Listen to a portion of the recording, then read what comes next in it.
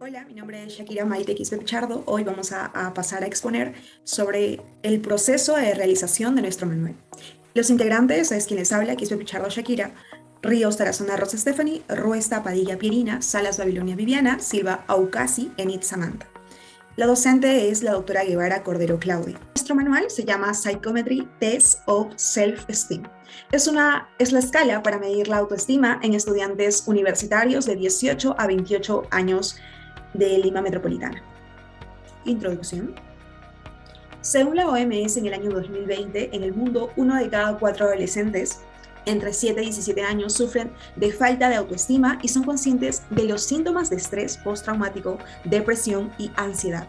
Asimismo, Hurtado menciona que el peruano tiene un bajo nivel de autoestima, que genera un complejo de inferioridad y cierto grado de agresividad.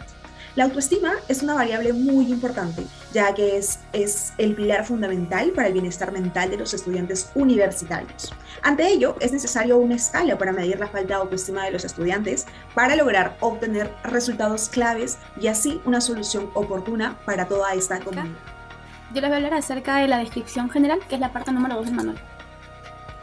Características generales, ficha técnica. El nombre de nuestro test es Psychometry Test of Self-Esteem, el año 2021, la procedencia es de Lima, Perú.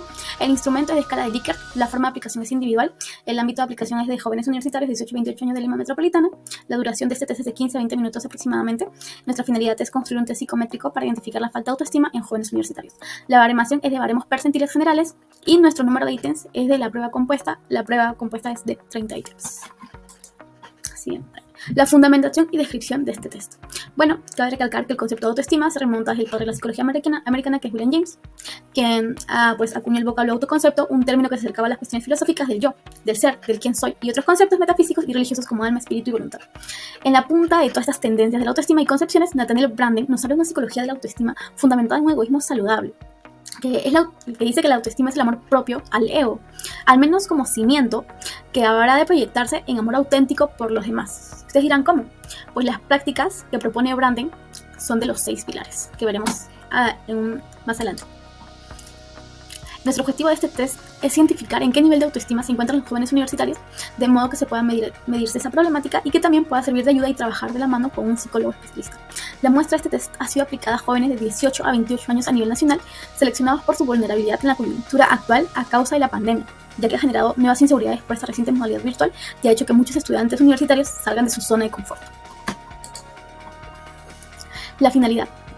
Pues nuestra finalidad es de medir e identificar cómo está la autoestima en los jóvenes universitarios durante la emergencia sanitaria del COVID-19.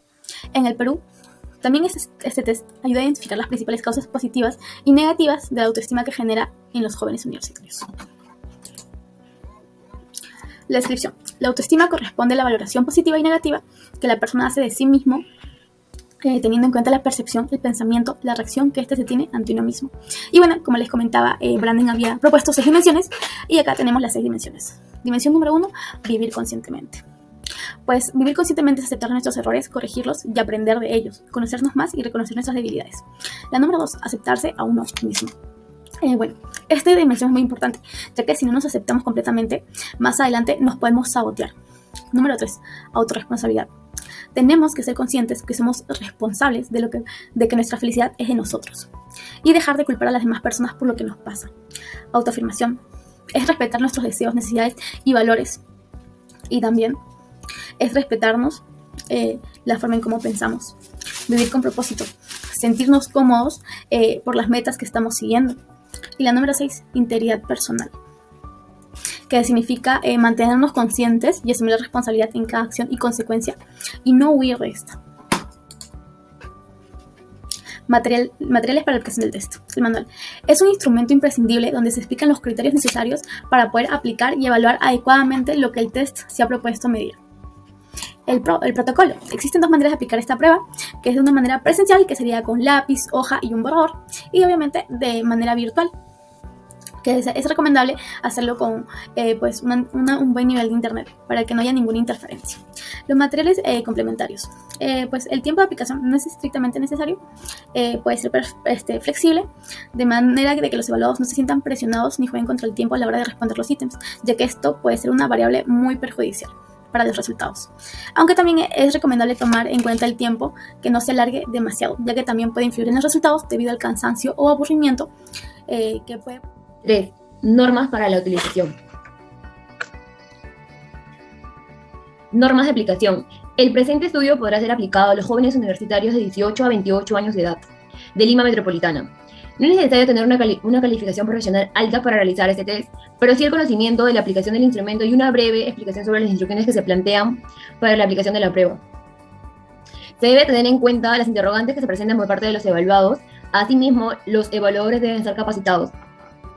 Por otro lado, debido a las circunstancias que está atravesando el mundo hoy en día, que es el COVID-19, el país se vio en la obligación de realizar un test virtual para no propagar el contagio de este virus.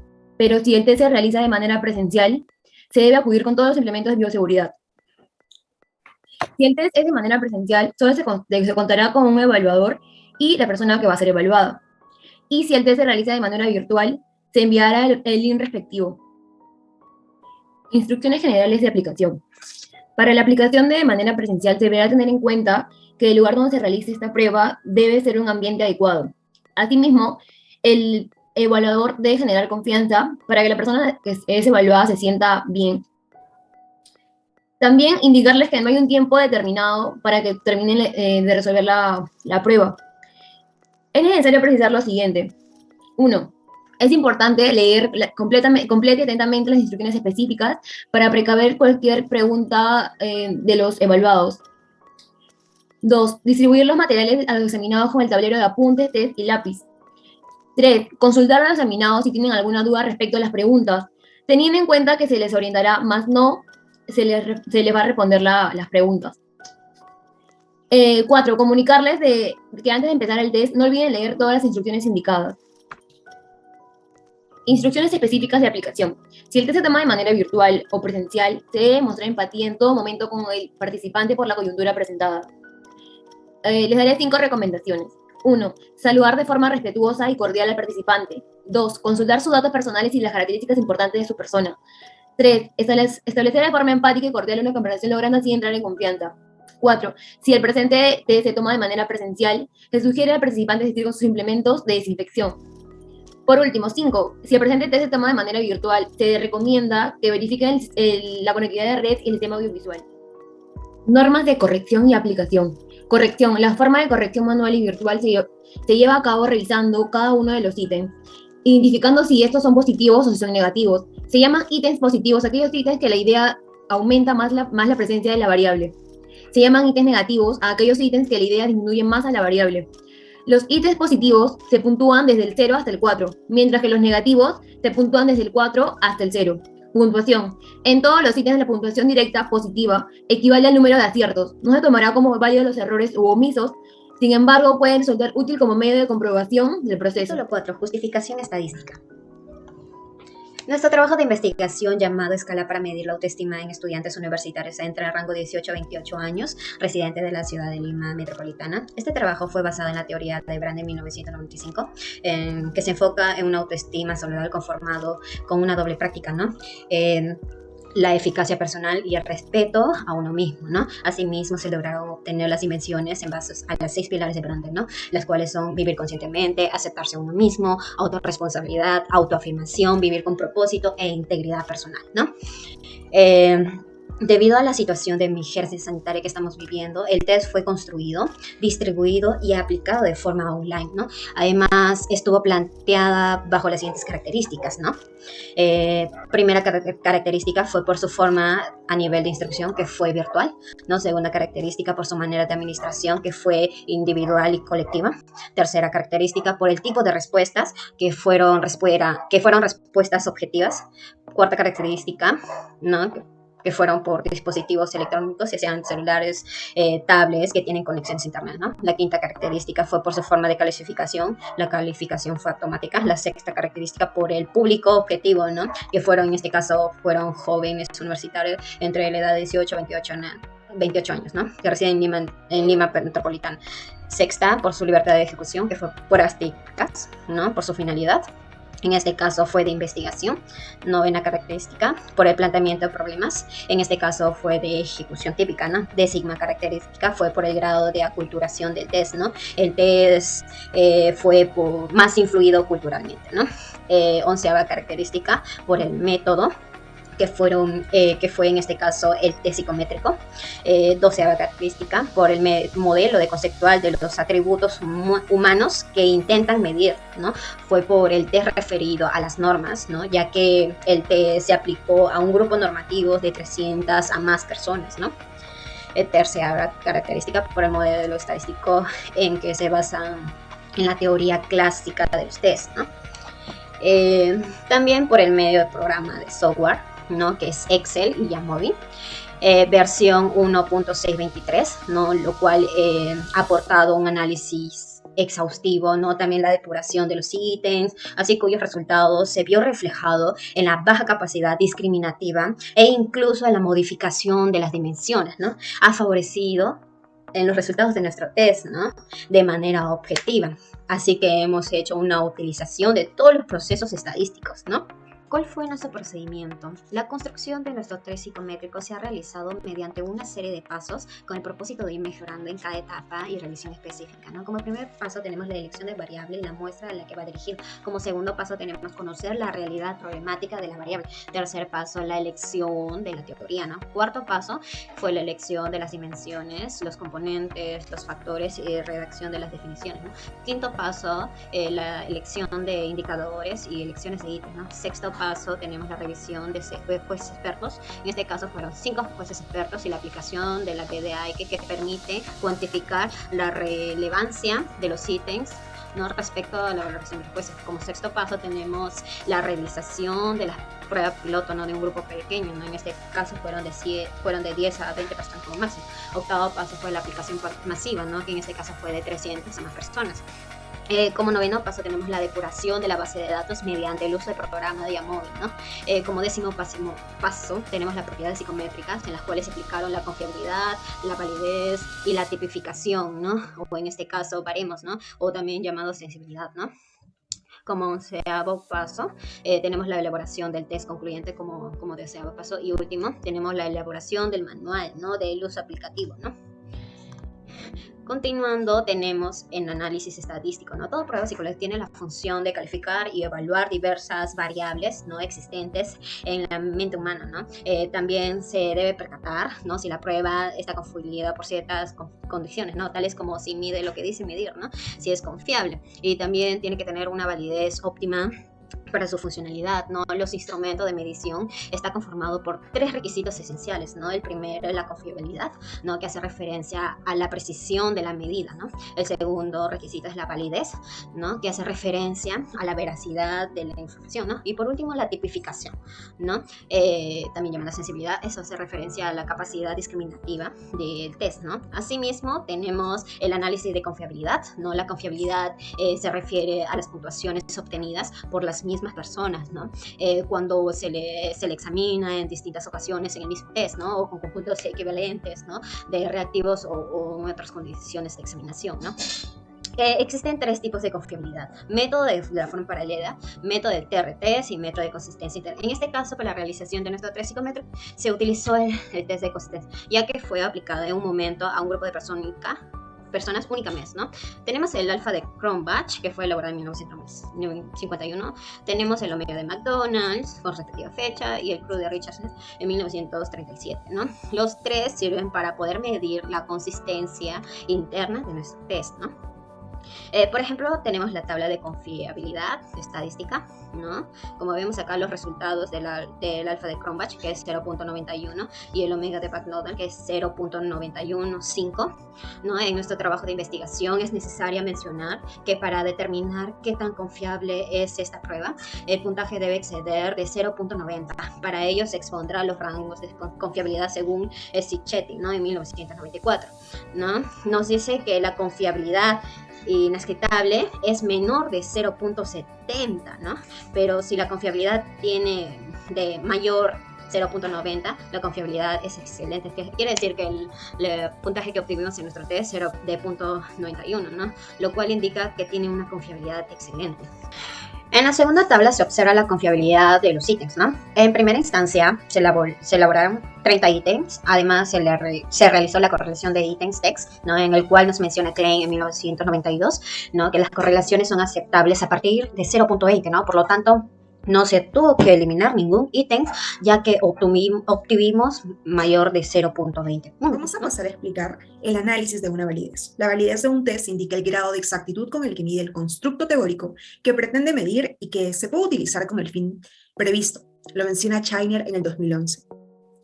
Hay 5 tipos de validez. La validez de un test indica el grado para la elaboración de nuestro test psicométrico. Tan solo hemos utilizado 3 tipos, las cuales son la validez de contenido, validez de proceso de respuesta y la validez de estructura.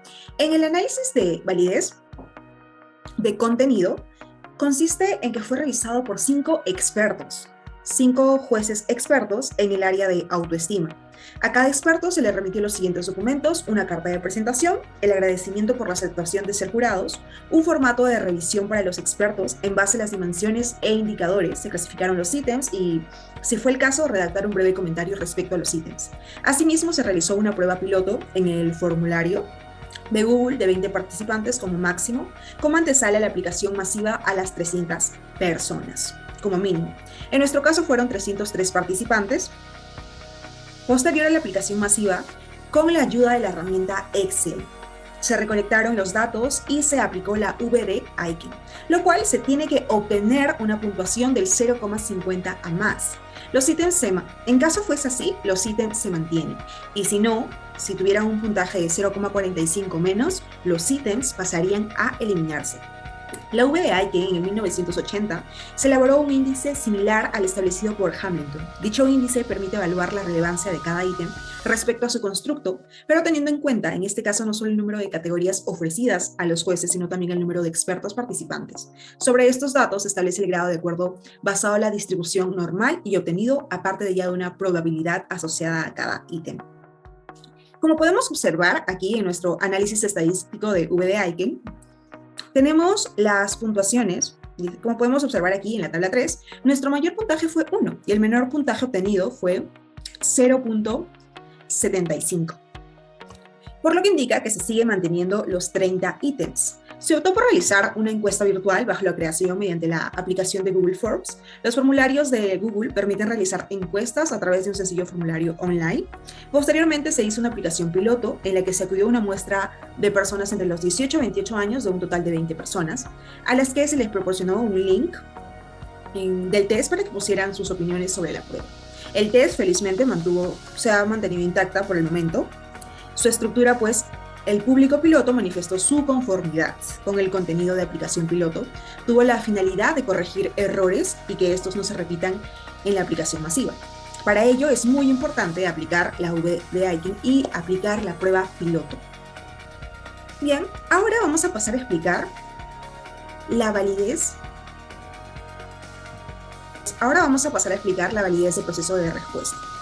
Esta consiste en la metodología, en los protocolos de respuesta, entrevistas y en general procedimientos que permitan el análisis individualizado del par sujeto-ítem. Desde la teoría de respuesta de ítem se han propuesto diversos modelos, los componentes para acometer este fin. Son formularios que aunan la representación formal y la psicológica, descomponiendo la dificultad de los ítems en los parámetros representativos de sus componentes. Lo menciona Evertson en 1997. Antes de analizar la base de datos obtenida al final de la aplicación masiva, se filtraron las respuestas mal contestadas, ya sea por motivo de aquiescencia o diaquiescencia, para posterior a ello quedarnos con una base de datos más limpia, ya que la construcción del instrumento se requirió de una base de datos con el test bien contestado, lo cual contenga datos de una muestra bien específica.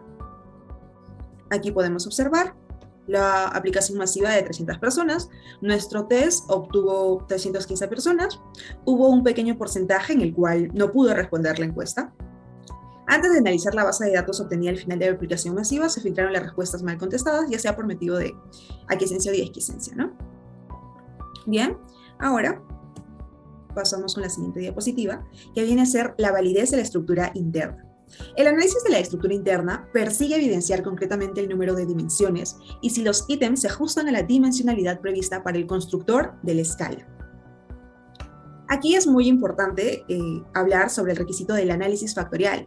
Bartlett menciona que se tiene que tener el valor menor de 0,005 y así se puede aplicar el análisis factorial.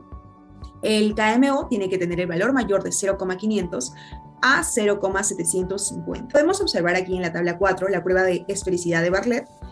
En primer lugar, aquí se puede observar que logramos alcanzar una significancia de Bartlett menor de 0,05. Eso nos dice que aprobamos y cumplimos con el primer requisito. Y en la tabla 5 también podemos observar que hay un overall, se evidencia un overall de 0,932. ¿Esto qué quiere decir? Que se cumplen con los dos requisitos. Todo esto se requiere para el análisis factorial exploratorio. Podemos dar la conclusión y mencionar que nuestras tablas número 4 y 5 cumplen los ciertos requisitos. Bien. Pasamos con la siguiente diapositiva, que ahora vamos con el análisis factorial exploratorio. Consiste en ítems, es una técnica más frecuentemente aplicada en estudios relacionados con el desarrollo y la validación del test, porque es la técnica por excelencia que se utiliza para explorar el conjunto de variables latentes a factores comunes que explican las respuestas a los ítems de un test. Esto lo menciona Haier en el 1999. El propósito general de esta técnica es encontrar la manera de condensar la información contenida en una serie de variables originales en una serie más pequeña de dimensiones compuestas. Por ello, es que aquí vamos a evidenciar con la tabla número 6, que es ítems distribuidos en cada factor. Aquí podemos observar qué porcentaje tiene cada uno de los ítems. Estos porcentajes están superando el 0,300. Pudimos eliminar los ítems que tuvieron un menor puntaje o los que no se decidían. Por ejemplo, aquí cada uno tiene que pertenecer a una dimensión. Aquí, como se puede observar. Comenzamos con 6 factores, pero conforme fuimos eliminando los ítems, quedaron 4 factores. Aquí podemos observar que son 4 factores. Los ítems que se eliminaron fueron 10, los cuales fueron el A6, A9, A11, A13, A14, A16, A21, A22 y A30. Aquí es como se pueden visualizar que nos quedamos tan solo con 20 ítems. Bueno, aquí también podemos observar la tabla 7, es la varianza de cada uno de los factores. ¿Y esto qué quiere decir? La varianza aquí se puede apreciar los aportes en los porcentajes de cada dimensión, donde vemos que el factor 1 aporta el 17,4% con respecto a la variable, siendo factor con el mayor valor en el test. Los factores en total obtuvieron un 48,8% de aporte en el test. Bien, ahora pasamos a visualizar las siguientes tablas. La tabla 8 son las dimensiones e ítems propuestos. Como pueden observar, aquí anteriormente teníamos 6 dimensiones, 1, 2, 3, 4, 5, 6 dimensiones. Y todo esto ha tenido un cambio bastante bueno, los cambios son buenos, y aquí podemos visualizar que ya no tenemos 6 dimensiones, sino tenemos 4 dimensiones. Y tampoco tenemos los 30 ítems, sino tenemos 20 ítems. Conforme vas avanzando el proceso de tu manual, la realización de tu manual, vas a ir aquí, cuando los ítems que te van quedando, vas a ir clasificándolos a cada dimensión a la que correspondan, a la que sea más conveniente. Ponerle un nombre adecuado que tenga relación con los ítems. Para la interpretación. La aplicación de nuestro test psicométrico fue aplicado a jóvenes universitarios de Lima Metropolitana con el rango de edad de 18 a 28 años. Este test fue para todo tipo de género, femenino o masculino. Asimismo, fue aplicado a una muestra de 318 jóvenes, de los cuales aceptaron participar 315, ya que los 3 participantes no pudieron participar por problemas de internet. En este gráfico obtuvimos un total de 318 respuestas de estudiantes y de 3 participantes que no pudieron por problemas de conectividad, como ya había mencionado antes. En tabla con relación al género. En esta tabla se observa que tuvimos más respuestas por parte del sexo femenino, con un 69,2%, y por parte del sexo masculino, un 30,8%. En tabla de las edades de los participantes. En esta tercera tabla se observa que el número de participantes son de 302 y la mínima edad de los participantes es de 18 años y la máxima es de 28 años. En baremos, para interpretar los puntajes de esta prueba, se elaboró un baremo en porcentajes percentiles. El baremos es una tabla de cálculos o un conjunto de normas que establecen el conjunto de criterios para medir o evaluar los méritos. Es decir, es una tabla que convierte el puntaje directo en puntaje típico para conocer en qué nivel de la variable se encuentra la persona. La escala de percentiles divide a la distribución de 100 puntos, llamados percentiles, e indica la proporción de sujetos que cae debajo de cada puntaje directo. Por ejemplo, si en el test una persona obtiene una puntuación de 60, alcanza el percentil. Aquí, como podemos observar en nuestra tabla, tenemos nuestras 4 dimensiones con su respectivo nombre. Y aquí el nivel bajo sería el que obviamente no llega a 60, el nivel medio el que está por llegar a 60 y el nivel alto es el que pasa de 60.